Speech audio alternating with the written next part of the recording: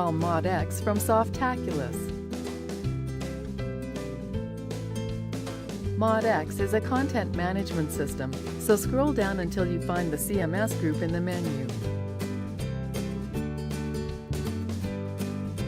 Select MODx. You will be taken to the software's overview page where you can view information about it before installing. Go to Install. All the defaults for these options should be fine for most purposes, but we'll take a look at them anyway. If you have multiple domains on your account, you can choose where to install MODx. The next two boxes allow you to set the directory and database name, which should not exist on the server yet. Set the site name here. This can be changed later from the software's admin panel. Enter a username, password, and admin email for the admin account. Click Install.